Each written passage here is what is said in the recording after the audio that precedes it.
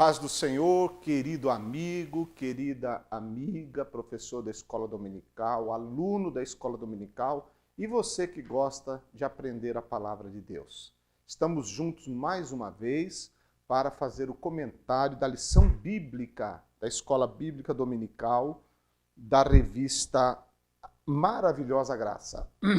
A lição do dia 12 de junho de 2016, cujo título é A Tolerância Cristã, lição de número 11, a tolerância cristã. Eu já chamo atenção para você que tem a lição da Escola Bíblica Dominical, você encontra logo essa figura bem na frente aqui de uma ovelha, ou de duas ovelhas, não é? De lãs, de tonalidades diferentes, ilustrando justamente a lição que nós estaremos comentando nesse momento. A tolerância cristã. Por isso que duas ovelhas diferentes, para ensinar sobre a tolerância. O textuário diz, porque o reino de Deus não é comida nem bebida, mas justiça e paz e alegria no Espírito Santo. Romanos 14:17. A verdade prática diz: os crentes mais maduros não devem agir egoisticamente, mas precisam atuar como modelo para os mais fracos. Então aqui você já percebe que essa lição vai tratar do crente maduro e do crente mais fraco. E isso é uma realidade que existe dentro das igrejas locais, né?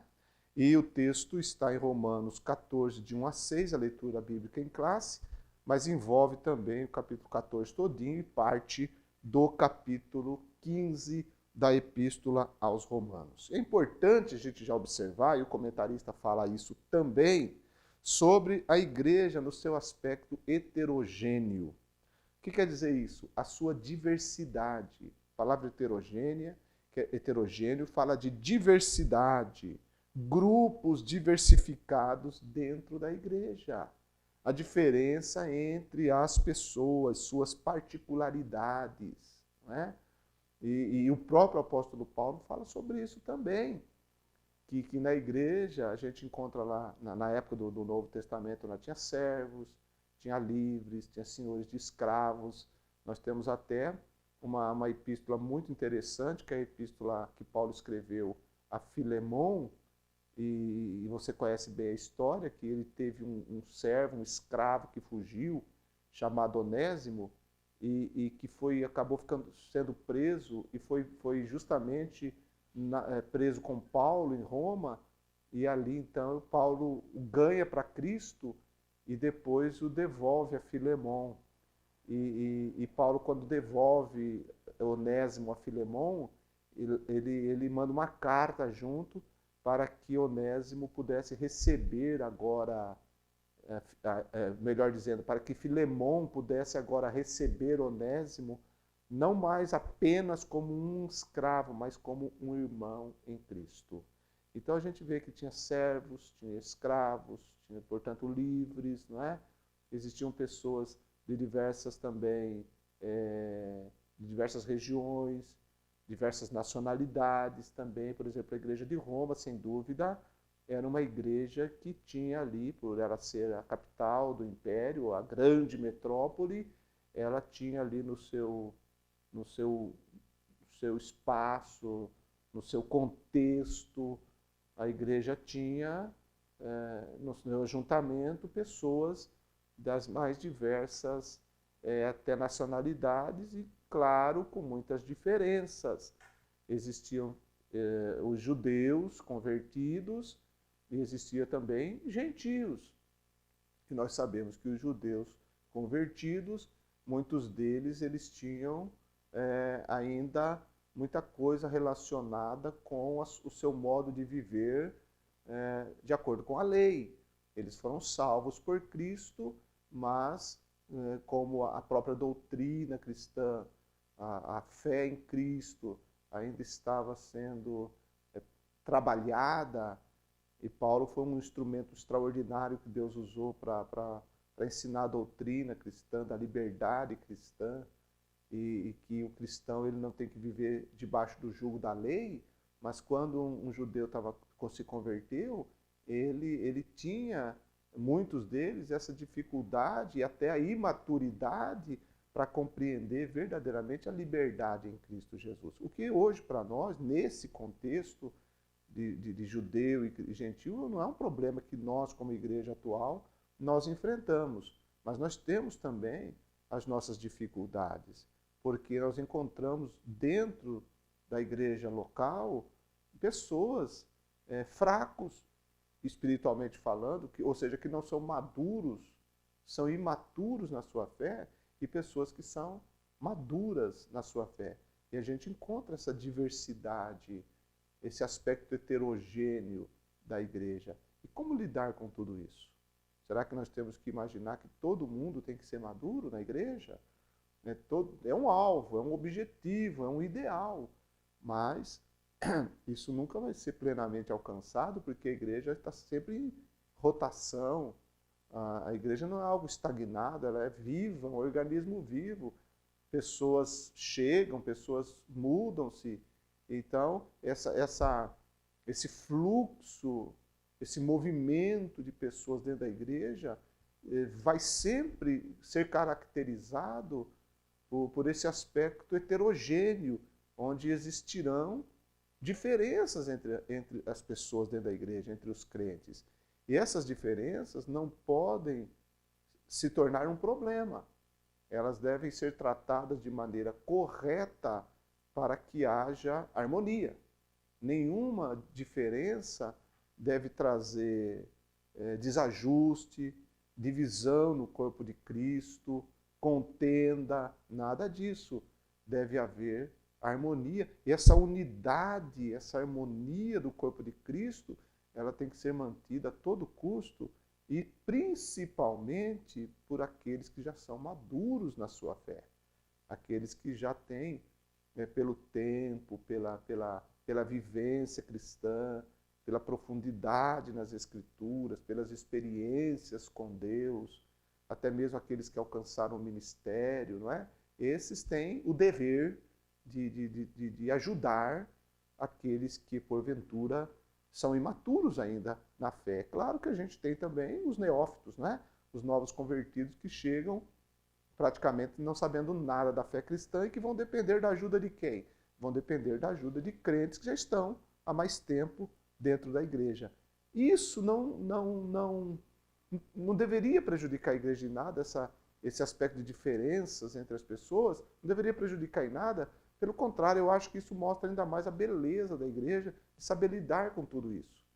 Toda a igreja local, comunidade local dos crentes, ela deve saber lidar com essas diferenças, esse aspecto heterogêneo, porque isso mostra a beleza da igreja, que tendo tantas diferenças entre as pessoas, não é? Até pensamentos e tantas coisas mais, mas eles conseguem viver unidos num objetivo comum, numa fé comum. Porque quando a gente fala de diferença, nós não estamos falando em momento algum de diferença de doutrinas básicas da fé cristã. Não estamos falando desse tipo de diferença, porque aí não é diferença, né? As doutrinas fundamentais da fé cristã, isso não, um pode pensar uma coisa, pode pensar outra diferente, não. Nisso aí não pode haver diferença. As diferenças que a gente está citando aqui, é diferenças com relação à consciência, à fraqueza de alguns que acham que uma determinada coisa não faz bem para ele. Por exemplo, Paulo, ele cita aqui na carta aos Romanos 2 problemas que aquelas pessoas estavam enfrentando. Ele ficou sabendo e que ele trata aqui nessa carta aos Romanos. Primeiro é o problema do comer carne, né? Comer carne, né? E outro problema era o problema do dia, né? Está escrito aqui, olha, versículo 2 do capítulo 14. Porque um crê que de tudo se pode comer, e outro que é fraco come legumes, né? E o versículo 3 diz: o que come não despreze o que não come não julgue o que come, porque Deus o recebeu por seu. É um problema aqui de comer. comer, por exemplo, comer carne, a mente fraca, a consciência fraca de um, não o deixava comer carne. E ele comia legumes. E Paulo, então, diz que o que come não despreza o que não come, e o que não come não julgue o que come. Então, esse é o princípio. Né? E o outro problema que tinha na igreja de Roma também era com relação a dias, né? Quando Paulo fala no versículo 5, um faz diferença entre dia e dia, mas outro julga igual todos os dias. Cada um esteja inteiramente seguro em seu próprio ânimo. Então a questão aqui era relacionada a dia e relacionada a comer, né? Que hoje, dentro de uma igreja cristã, evangélica, bíblica, esse aspecto quase não existe, né? Praticamente não existe. O que existe hoje no contexto das igrejas são coisas relacionadas a costumes, por exemplo. Né? Que os costumes são culturais, eles passam, e algumas pessoas estão muito apegadas a certos costumes e têm dificuldade de aceitar certas mudanças que eles verem acontecer no meio da congregação local. Eles têm dificuldade para lidar com isso. Então aí que está o grande desafio. Quando certos costumes vão sendo naturalmente mudados, não por imposição, não porque alguém quer simplesmente mudar, mas porque o ser humano ele é versátil e o que não muda é a doutrina bíblica. Mas algumas coisas que no passado eram puramente costumes, hoje vão sendo, já não tem mais aquele peso. Então vai mudando certas coisas e muita gente tem dificuldade de lidar com isso. O que fazer? O que fazer é entender que você não pode julgar o outro por causa dessas coisas. O que importa é o amor cristão, a doutrina básica, as doutrinas fundamentais e o viver em harmonia e em unidade. Não é porque alguém age de tal forma que eu não concorde com ele que eu vou me apartar dele. Não. O único momento que Paulo diz que tem que se apartar é daquele que anda desordenadamente. Ele fala em Tessalonicenses capítulo 5. O desordenado ali é com relação àquilo que recebeu, a doutrina. Não com relação a certas coisas que são mais coisas de mente, de costume e de certas tradições. Que embora sejam importantes manter muitos dos bons costumes e de tradições, a gente não pode negar a importância desses valores, mas nós devemos entender que quando eles começam, em alguns casos, serem mudados, não devemos fazer disso um cavalo de batalha e ficar lutando um contra o outro com relação a coisas de somenos importância. Essa que é a grande verdade. Então, nesse aspecto, deve haver tolerância. Tolerância. Tá? O que a Bíblia, categoricamente, ela condena, não deve haver nenhum juízo de valor. Mas, por quê? Devemos ser completamente bíblicos. Então, o que a Bíblia condena categoricamente, o que a Bíblia chama de pecado, nós também chamamos de pecado. Mas não adianta a gente querer chamar de pecado o que a Bíblia não chama de pecado. E na nossa mente, no nosso entender, nos nossos conceitos ou preconceitos, a gente estabelecer alguns princípios que para nós é de Deus, quando na verdade a Bíblia não defende. Então a gente tem que entender o que de fato é bíblico, o que de fato é pecado à luz da Bíblia, e isso tem que ser exatamente combatido. O que Deus fala que é, nós falamos que é também. Agora, o que vem apenas de conceitos humanos, limitados, embora sejam importantes também do ponto de vista da comunidade, mas que não é explicitamente doutrina bíblica, nós devemos entender que nós devemos amar o nosso próximo. E não fazer disso uma divisão terrível, porque isso vai desagradar a Deus. Porque se Deus nos colocou num corpo, é para que nós possamos amar, e não para mudar as pessoas ao nosso bel prazer, à nossa própria vontade. Eu sempre digo o seguinte, como pastor que sou, Deus não me colocou para mudar a vida de ninguém. Deus me colocou para ensinar, para pastorear e para amar. Quem muda é o Espírito Santo. Se o Espírito Santo não mudasse a minha vida, eu não seria nada, não seria ninguém, estaria no meu pecado. Mas o Espírito Santo transformou a minha vida. Ora, se esse Espírito transformou a minha vida, não é poderoso para transformar a vida de outrem? Agora, ele não vai transformar a vida do outro no meu padrão, do jeito que eu acho, no meu conceito de ideal que a pessoa deve ser. A visão, o crente, não deve ser uma projeção mental do seu líder espiritual. Não, o crente tem que ser uma projeção de Cristo. É o Espírito Santo que faz o crente ser semelhante a Cristo. E não um líder espiritual que forja uma pessoa de acordo com os seus padrões e os seus conceitos, que muitas vezes estão distantes da palavra de Deus. Buscando uma hegemonia, buscando uma uniformidade. E nunca, em momento algum, a Bíblia ensina que a igreja tem que buscar isso.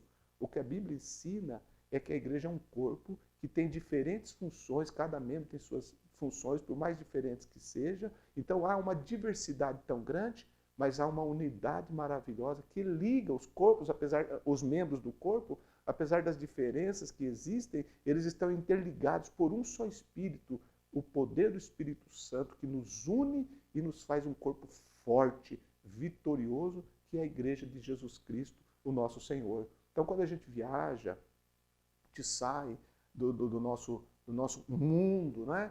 A gente vai para outros lugares, até mesmo para fora do Brasil, fora do país, a gente vai encontrar cristãos lá que têm diferenças que para nós são assustadoras em alguns aspectos.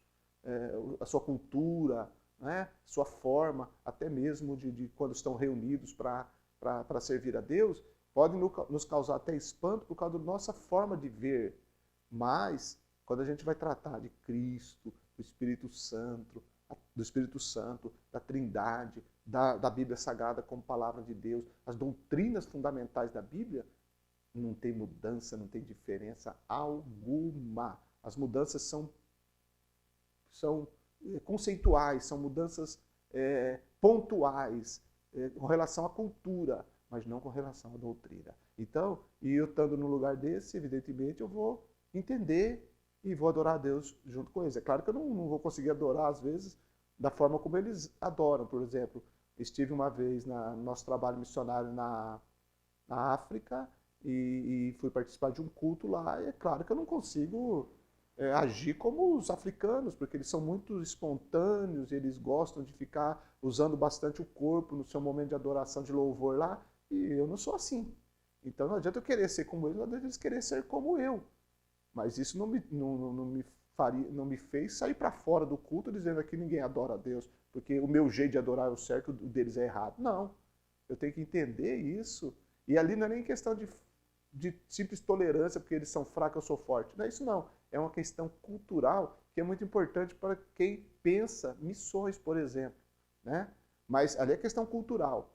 Mas dentro da igreja local, tirando esse aspecto cultural, existem diferenças. Né? Existem diferenças. E nessas diferenças, o importante é você ser tolerante. Porque se você não for tolerante, você vai sofrer muito. Porque você não vai mudar as pessoas e você vai sofrer. Então, entendamos sempre o seguinte, que o Espírito Santo ele opera no meio da igreja e que a tolerância cristã é uma virtude essencial para nós vivermos em unidade na igreja. Tolerar nosso irmão. Não tolerar pecado. Pecado, que a Bíblia chama de pecado, é pecado. Não tolerar pecado, mas tolerar diferenças tão pequenas que às vezes a gente pega aquela coisa tão pequena e, como diz aí, né, faz uma tempestade num copo d'água por causa de uma coisa tão pequena, tão tola, que diz respeito a simples, às vezes um modo de vestir, um modo de pentear o cabelo, ou sei lá, coisas tão pequenas que os cristãos ficam se degladiando e isso traz prejuízo à obra de Deus, enfraquece a igreja local e ela não consegue cumprir o seu papel. Então, o que é a tolerância? É a disposição de admitir nos outros modos de pensar, de agir, de sentir diferentes do nosso. Né? Disposição de admitir aquilo que eu acabei de falar, tudo que eu acabei de falar. Você tem que aceitar que as pessoas pensem diferente. Claro que não estamos referindo à doutrina, né? Isso aqui nós já explicamos, já expliquei. Nisso aqui não, nisso aqui tem que haver pensamento único, pensar em uma mesma coisa, né? No questão de doutrina, de ensino fundamental da palavra de Deus. Mas outros aspectos de somenos importância, Nós podemos e devemos admitir nos outros que eles pensem diferente da gente. A partir do momento que isso não cause inimizades, mas que haja respeito, não é? Um certo pensador, que não era cristão, mas ele disse uma coisa que, a meu ver, é muito correta. Ele disse o seguinte, que eu posso não concordar com nada do que você diga, mas eu não tiro o seu direito de se expressar. Posso não concordar com nada, mas respeito o seu direito de se expressar, de falar. E isso é importante. Nós não somos obrigados a concordar, mas nós temos que respeitar as diferenças e ter tolerância. Senão a gente não vive em sociedade, não vive em comunidade e não vive nem dentro da igreja. Se a gente não entender que as pessoas são diferentes em alguns aspectos, a gente não vai viver nem dentro da igreja. A gente tem que se isolar, porque só eu sou certo, então eu vou me isolar. Eu não tolero ninguém, então eu sou o certo, então eu fico na minha. Então você tem que entrar numa caverna, ficar escondido lá e ser um eremita. Então você não pode viver em sociedade. Nem dentro da igreja, porque a igreja é uma comunidade. Mas nós devemos viver dentro da igreja. Precisamos estar na igreja, porque precisamos cumprir nosso papel de membro do corpo de Cristo. E para ser membro tem que estar perto dos outros membros, não dá para ser um membro isolado. Se eu cortar minha mão e jogar fora, eu vou no hospital e vivo sem a mão. Acerta aqui e vivo sem a mão. Vai fazer uma falta tremenda, mas eu vou viver sem ela. Mas a minha mão lá, jogada lá fora, não vai viver sem mim. Não é? Então o membro não pode se isolar do corpo. O membro tem que estar dentro do corpo. E para estar dentro do corpo, ele tem que entender, aprender a viver na tolerância cristã. Sem transgredir exatamente os princípios eternos da palavra de Deus. Né?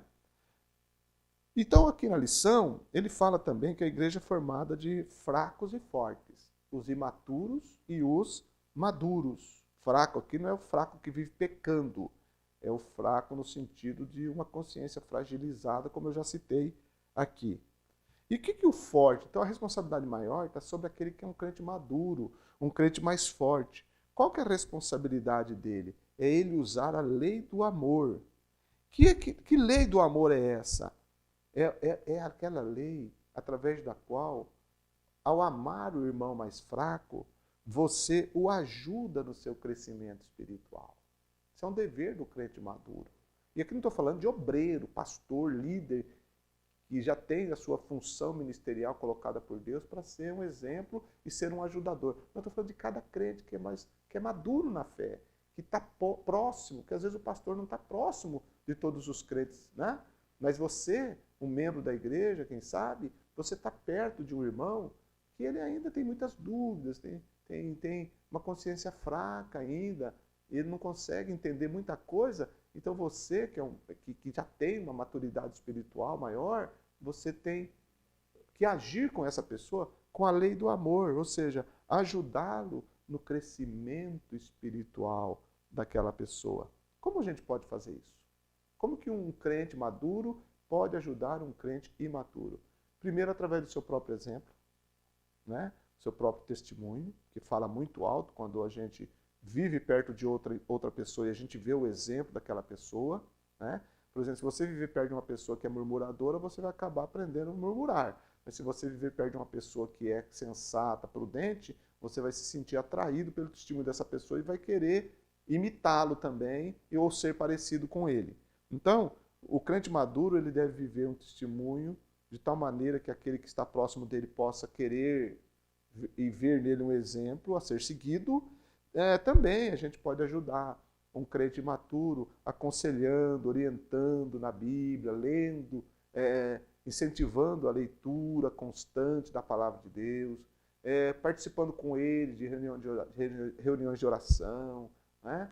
Incentivando ele a orar, buscar a presença de Deus, aprender a consagrar-se ao Senhor, né? Servir ao Senhor com alegria, a incentivá-lo a participar regularmente dos trabalhos da igreja, a congregar-se, incentivá-lo a ir à escola dominical, ser um exemplo de ir à escola dominical, aconselhá-lo a leitura de bons livros, dar para ele bons livros, recomendar para ele bons livros, não é?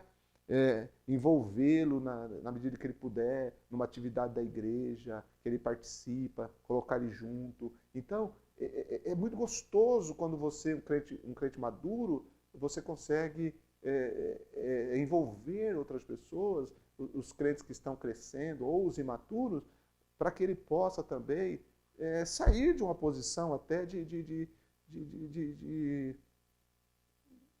inatividade praticamente e tornar-se ativo na obra de Deus, porque é isso que Deus quer, né? Deus quer que todos sejam plenamente ativos, tá? Quando há falta de tolerância dentro da igreja, o que acontece? Acontece atrito entre os irmãos, né? Quando não tem tolerância, tem atritos, divisões no corpo. Infelizmente, hoje a gente está vendo divisão dentro das igrejas locais e divisões nas igrejas locais, né? A gente está vendo muita divisão quando esse não é o objetivo do Espírito Santo. Porque a gente fala, mas eu vou abrir uma nova igreja e acaba dividindo uma igreja local dizendo que o Espírito Santo mandou.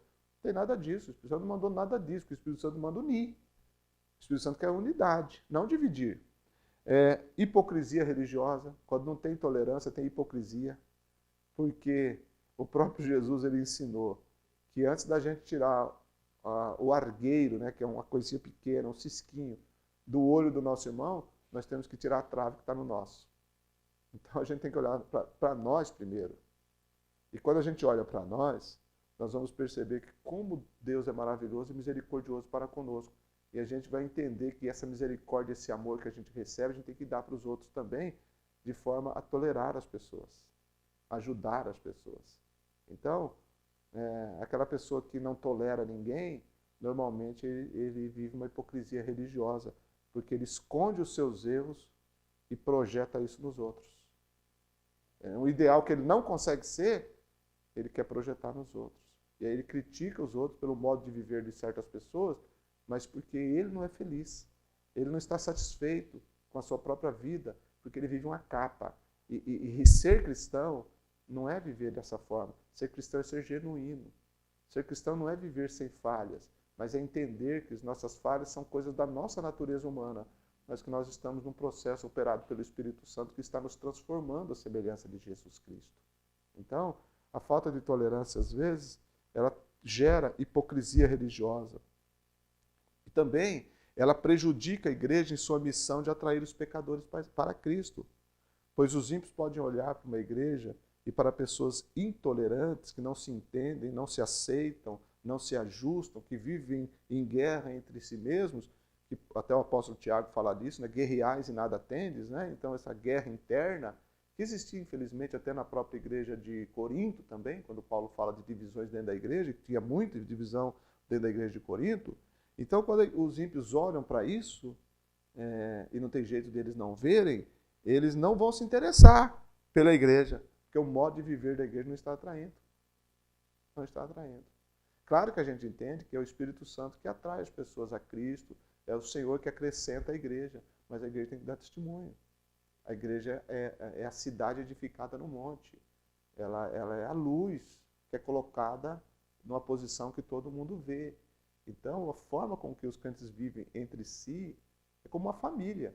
Se o teu vizinho, que mora do lado da tua casa, vê a sua família e ouve lá tanta discórdia, briga, desavença dentro da família, que imagem que ele não vai ter da sua família? Uma família desorganizada, uma família que vive em contenda, uma família que não tem amor, não tem harmonia. Né? Por outro lado, se ele vê paz, se ele percebe que há entendimento, se ele percebe que não tem brigas, porque as pessoas acabam notando isso. Aí ele vai entender que ali mora uma família que vive em paz e em amor. Não é? Então, o testemunho que a igreja dá para o mundo, na comunidade que ela está inserida, na localidade que ela está, o modo de viver que os crentes aplicam, isso resplandece de tal forma que as pessoas até dizem assim, eu vou fazer uma visita nesse templo, aí eu vou me aproximar desse povo aí, porque eu admiro o modo de viver deles. Né? Isso é muito importante para nós também. Então nós devemos deixar o julgamento do servo alheio, que está escrito aqui em Romanos 14:4. Quem és tu que julgas o servo alheio? Então, a gente tem que parar de julgar o servo alheio, porque ninguém é meu servo. Todos nós somos servos de Deus. Então o Senhor, Deus, Ele é o nosso Senhor e todos nós somos servos dele. E quando nós somos intolerantes, nós nos colocamos no lugar de juiz. E nós não somos, todos somos servos. Então não podemos julgar as pessoas. Esse é o grande problema. Quem és tu que julgas o servo alheio? Quem és tu? Quem sou eu? Para ficar julgando, apontando o dedo. Você está na cadeira de juiz. Não, meu querido, já tem quem está sentado lá, é Deus. Mas nós temos um advogado. Esse advogado é Jesus Cristo, o nosso Senhor. Tá? Então vamos deixar o julgamento a quem de direito, a Deus. Né? Claro que nós não estamos entrando aqui no princípio do julgamento da doutrina, do julgamento dos falsos profetas, que nós devemos trabalhar contra a heresia. Não é esse o aspecto. Porque tem gente que diz que não tem que julgar nada. Não, não é assim que a Bíblia ensina. Porque a Bíblia está dizendo que julgar o servo alheio. Se ele é servo de Deus, não cabe a você julgar. Servo de Deus, crente, não cabe a nós julgarmos. Tá? O que nós devemos fazer? Nós devemos nos prestar a um papel de pacificador, de agregadores, né? Acima de tudo, agregar, pacificar. Jesus diz, bem-aventurados os pacificadores, porque serão chamados filhos de Deus. E devemos seguir o exemplo de Jesus. Né? João, capítulo 10, ou Marcos, melhor dizendo, Marcos 10, 45, está escrito assim, porque o Filho do Homem não veio para ser servido, mas para servir e dar a sua vida em resgate de muitos. Olha aí o exemplo de Jesus. Então nós devemos seguir o exemplo de Jesus, devemos servir como pacificadores, como agregadores. Quem serve não tem tempo de ficar julgando, porque quem serve quer fazer o bem. Quem serve, quem julga quer ficar buscando pormenores, detalhes, né? Ficar vasculhando para ter o que julgar, procurando nas pessoas coisas para ele julgar, porque ele não tolera as pessoas. Então ele fica procurando, buscando, vasculhando para todo lado para querer julgar. Agora quem serve não. Quem serve não fica preocupado com essas coisinhas. Quem serve quer ver o bem. Quem serve faz de fato o que Jesus fez na terra. Porque o Filho do Homem não veio para servir, não veio para ser servido, mas veio para servir. Jesus veio para servir. E mais do que isso, veio para dar a sua vida em resgate dos muitos. Nós não vamos nunca dar a nossa vida em resgate de ninguém, porque não tem condição. Nossa vida não resgata nem a nossa. Então isso só Jesus fez. Nós não podemos fazer, dar a nossa vida para o resgate. Só Jesus fez, mas nós podemos servir. Claro que nunca como Jesus também, mas seguindo o exemplo de amor. Né? Seguindo o exemplo da sua tolerância, do seu amor, do seu coração bondoso, do seu coração generoso, do seu coração que dava oportunidades, do seu coração que agregava as pessoas. Né? Essa coisa linda, essa coisa maravilhosa, que é seguir o exemplo de Cristo. Ora, nós somos seguidores de Cristo, nós servimos a Jesus, nós somos da igreja, o corpo de Cristo, então, na verdade, nós devemos expressar e manifestar a pessoa de Cristo. Na lição passada nós falamos sobre revestir do Senhor Jesus. E isso é muito importante. E em Romanos 15, versículo 3, o apóstolo diz assim, porque também Cristo não agradou a si mesmo. Ele continua falando dessa tolerância. Ele diz, porque também Cristo não agradou a si mesmo, mas, como está escrito, sobre mim caíram as injúrias dos que te injuriavam. Então, quando a gente ama, quando a gente sabe tolerar, a gente não busca o agrado pessoal nosso. A gente busca o agrado do próximo. Então, você percebe que nesses últimos capítulos da Epístola aos Romanos, o apóstolo trata muito da prática da vida cristã. E resumindo essa prática toda, numa palavra só, eu resumiria na palavra amor. Porque quem ama, tolera. Quem ama, respeita. Quem ama, serve. Quem ama, é maduro espiritualmente para entender a fraqueza dos fracos. Mas os fracos também não podem viver sempre fracos e ficar julgando os outros, não. Entendeu? Porque alguém fica... O forte não tem que se submeter à consciência fraca do fraco. Não, ele tem que ajudar o fraco. E o fraco não pode ficar apontando o dedo para o maduro, né, como se ele fosse um coitado, né? O fraco fosse uma vítima, um coitado. Não, O crente fraco, ele tem que ter um propósito de amadurecimento, estar aberto para aprender e deixar certas coisas que ele porventura, pratique, faça, que possam ser prejudiciais da sua própria vida e na própria comunidade, para que ele venha a ser útil. Então o forte ajuda, o fraco se deixa ser ajudado e todos vão entendendo que é de fato ser um cristão e a harmonia e a unidade da igreja é preservada. Deus te abençoe e Deus te guarde. Um grande abraço em Cristo Jesus.